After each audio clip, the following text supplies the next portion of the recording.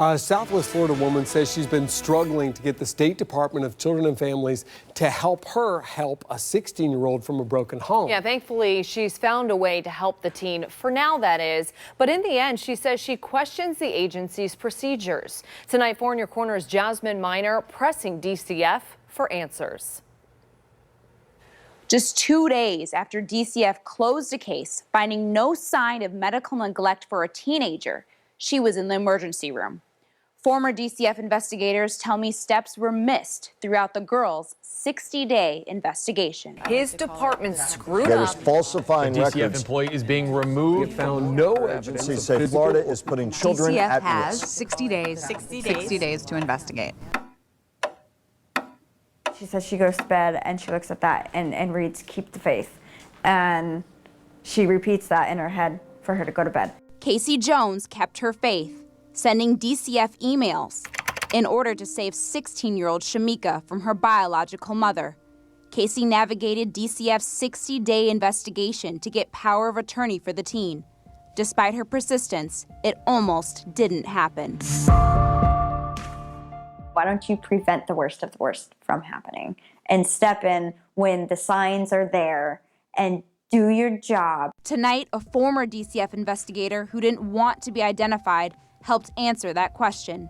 She tells me it's not uncommon for DCF to miss steps. Certain investigators might be overworked, underpaid, underappreciated, might fall into a situation where something does get missed. When I asked why steps get missed, she says it starts with the caseloads. At times it spiked to 75 or more. I don't think I ever had any less than 25 cases. In an email obtained by 4 in Your Corner, the investigator on Casey's case wrote Shamika was one of 30 cases. It's a number DCF disputes, explaining the investigator never had more than 12. It's unfair to ask them to do a quality job on all of those cases. Some things are going to slip through the cracks no matter what. I asked DCF what happened in Shamika's case. A spokesperson released this statement saying, quote, "We did conduct a thorough review of the case and found opportunities for practice improvement, which we will review with the investigative staff." Experts say one mistake can lead to severe consequences. Done to prevent a little girl's tragic death. John Check was dropped to her death. A tip warning the baby could be in danger. She was touched in her, quote, no-no spot. Admits they had system failures. You are taking the chance that you are going to have a fatality on your hands. It's happened before. Former investigators point to past cases like 13-year-old Michelle Fontanez or 3-year-old Zahid Jones, both ending up dead. Something very, very small can cause a child to die. You've seen that happen where a child dies. What is that moment like?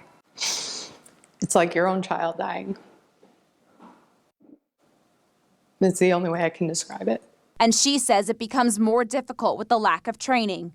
DCF says a new investigator spends 6 weeks in training and then 3 months on a reduced caseload. The former investigator says the training isn't enough to prepare for the harsh realities that come with the job. When you're in medical school, you have to cut open a dead body. You know, when you're an investigator, you don't have to go to the autopsy of a 6-month-old baby before you have to go to the autopsy of a 6-month-old baby. In the meantime, the fate of children like Shamika is largely in the hands of an agency whose own former employees can only hope for change. So why do the job?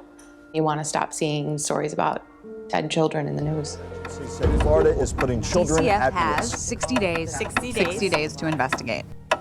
One way DCF investigators say you can help is to become a foster parent or even just a volunteer advocating for children in the system. Go on our website at fox4now.com to hear more stories from them. Jasmine Miner, Fox 4 in Your Corner.